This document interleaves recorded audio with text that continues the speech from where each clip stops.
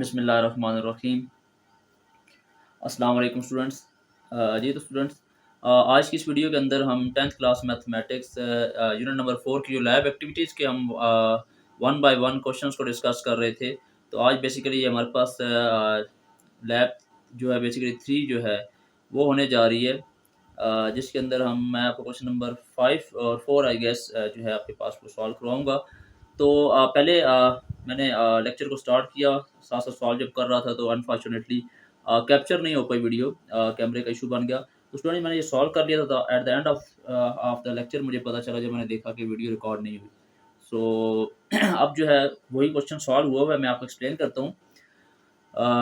देखिए इस क्वेश्चन के अंदर वो आपके पास ये क्वेश्चन आपके पास गिवन है बुक के अंदर ना, जब लैब एक्टिविटी देखेंगे यूनिट नंबर 4 की, तो यहाँ तक क्वेश्चन आपका मेंशन है। कहता है कि हमने एक ऐसा प्रोग्राम लिखना है, इसके अंदर we have to write a program in which we have given different options of temperature. मतलब ये 3 कैटेगरीज हमारे पास गिवन है, और हमने फिर यूज़र से एक प्रोग्राम लिखना है जिसमें उससे हमने टेम्परेचर पूछना है।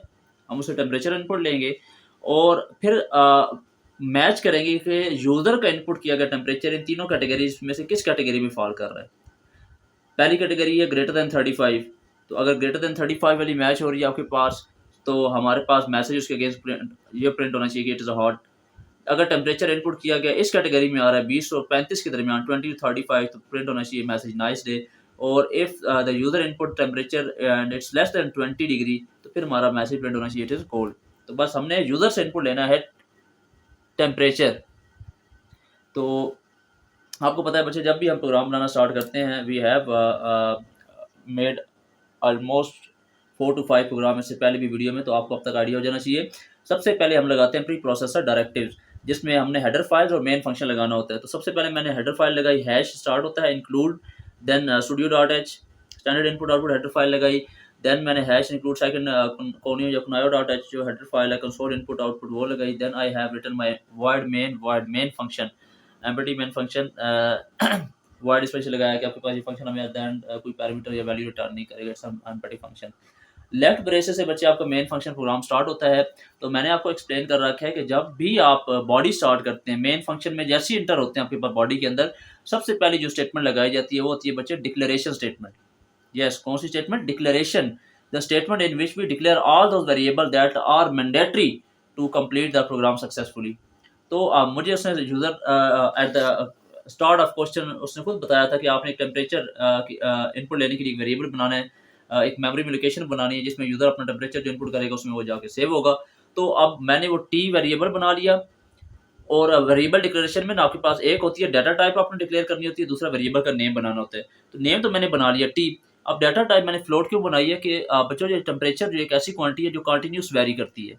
फॉर एग्जाम्पल अगर 20 है टेम्परेचर, तो ऐसा कभी नहीं होगा कि 20 से एकदम 21 हो जाएगा फिर 22 नहीं, ये कंटिन्यूस वेरी करता है। 20, 20.1, 20.2, 20.3 कंटिन्यूसली वेरी करता है। तो ये डेसिमल में जाता है और डेसिमल वैल्यूज हमारे पास होती हैं फ्लोटिंग पॉइंट्स। तो फ्लोट डाटा टाइप रखी टी।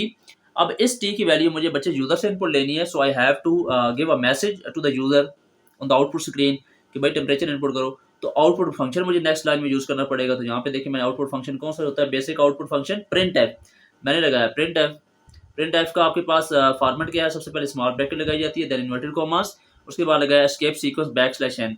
तो \n आपके पास जब आउटपुट आएगी सीधे ऊपर से एक लाइन छोड़ के जो है तो थोड़ा सा नीचे से स्टार्ट करेगा जो है आउटपुट दिखाना। और इन्वर्टेड कॉमा इस वजह से लगाया है कि इस आउटपुट फंक्शन में मुझे स्ट्रिंग पास करनी है। ठीक है जी, स्ट्रिंग क्या होता है? Combination of alphabet. तो स्ट्रिंग आपके पास हमेशा डबल कोट्स के अंदर लिखी जाती है, उसमें मैंने स्ट्रिंग पास की enter the temperature bracket close line terminator. Then जब वो यूजर देखेगा बच्चों स्क्रीन के ऊपर आपके पास ये मैसेज आ रहा है, तो ऑब्वियसली बात है कीबोर्ड से कोई ना कोई बटन प्रेस करेगा, टेम्परेचर इनपुट करेगा। तो उस क्योंकि इनपुट हो रहा है और इनपुट फंक्शन आपके पास हमें चाहिए उस इनपुट को कैप्चर करने के लिए। तो अब हमें एक ऐसी स्टेटमेंट चाहिए कि जो सबसे पहले तो जो कीबोर्ड से बटन प्रेस हुआ है ना उसकी डाटा टाइप मैच करवाए कि वाकई फॉर्मेट वही है जो हमने सेट किया है वेरिएबल का, और फिर दूसरा उसने उस वेरिएबल तक वो वैल्यू पहुंचानी है जिसके लिए इनपुट हुई है। तो स्कैन एफ इस फंक्शन को परफॉर्म करता है। सबसे पहले स्कैन एफ में ब्रैकेट स्टार्ट होता है, इन्वर्टेड कॉमा में फॉर्मेट मैच किए जाते हैं कि जिस वेरिएबल की वैल्यू आ रही है कौन सी थी, फ्लोट। तो फ्लोट की डाटा टाइप परसेंट है, वो चेक करेगा कि फ्लोट वाली है या डेसिमल पॉइंट की वैल्यू आ रही है, आपके पास कोई इनवैलिड डाटा तो नहीं इनपुट हो रहा। जब वो मैच हो जाएगा आपके पास फिर इन्वर्टेड कॉमा क्लोज करते हैं, कॉमा के बाद हम लगाते हैं परसेंट या एड्रेस ऑपरेटर। एंड का जो सिंबल होता है इसे कहते हैं एड्रेस ऑपरेटर परसेंट सिंबल, कि ये वैल्यू जहाँ पे इनपुट हुई है यहाँ पे जिसका फॉरवर्ड परसेंट है हमने सेट किया वो किस वेरिएबल में जानी चाहिए। तो हम टी के लिए इनपुट कर रहे हैं तो मैंने वो लगा लिया, then bracket close line terminator.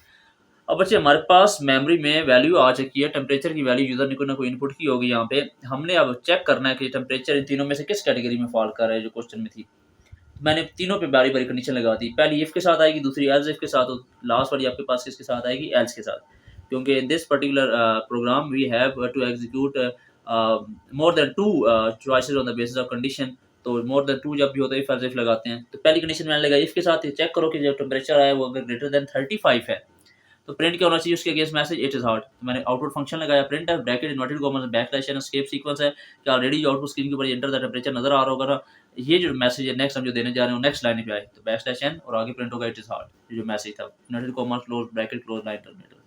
लेकिन केस ये भी हो सकता है यूजर ने जो वैल्यू इनपुट किया हो सकता है वो पहली कंडीशन में मैच ना हो रही हो, 35 से ग्रेटर ना हो बल्कि 20 और 35 के दरमियान हो। फिर दूसरी कंडीशन मैंने लगाई एल्स इफ के साथ, जिसमें ये मैंने कंडीशन लगाई है T greater than equal to 20 and T less than equal to 25। तो आप देखिए सेकंड कंडीशन आपके पास इसमें हमने दो कंडीशन को दोनों को सेटिस्फाई करना है कि टेम्परेचर 20 से बड़ा होना चाहिए और 35 से लेस होना चाहिए। अगर दोनों ट्रू होंगे तो ये कंडीशन चलेगी।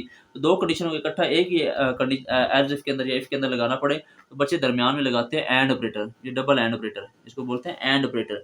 कि ये कंडीशन भी अगर ट्रू है और ये कंडीशन भी ट्रू है, ये एंड इन दोनों कंडीशन को मिला रहा है। अगर तो दोनों ट्रू हैं तो फिर वो प्रिंट करवाएगा क्या, नाइस डे। तो स्ट्रिंग मैंने प्रिंट करवानी थी, आउटपुट फंक्शन यूज किया बैकस्लैश एन नाइस डे।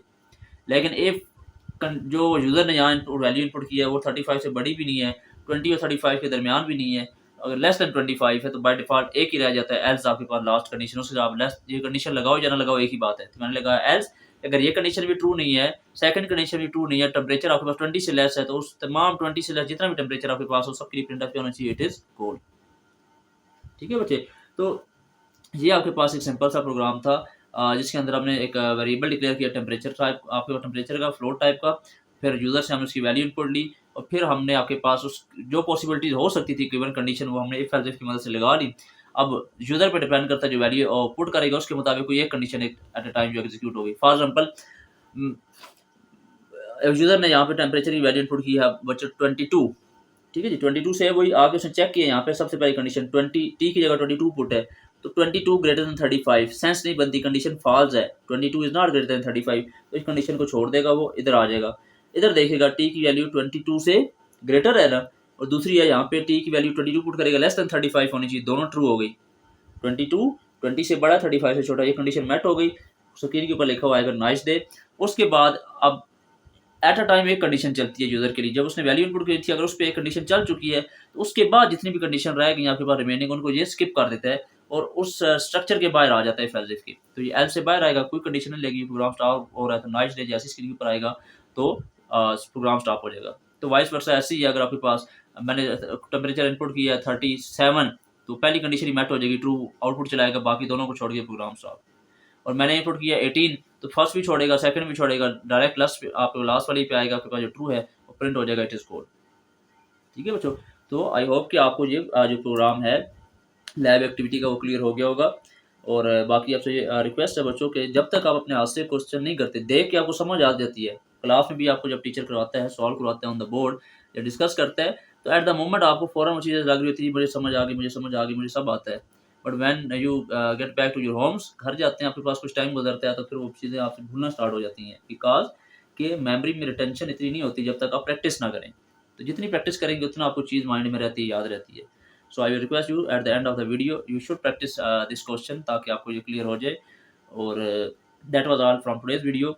इंशाल्लाह नेक्स्ट वीडियो के अंदर हम इसी लैब एक्टिविटी को कैरी ऑन करेंगे और रिमेनिंग जो 2-3 क्वेश्चन उनको हम वाइंड अप करेंगे। So student if you have learn anything through this video, अगर आपने कुछ सीखा है तो I will request you to like and share this video as much as you can and also subscribe to my channel. And मेरी next video आने तक अपना बहुत सा ख्याल रखिएगा। मुझे दें इजाज़त, अल्लाह हाफिज़।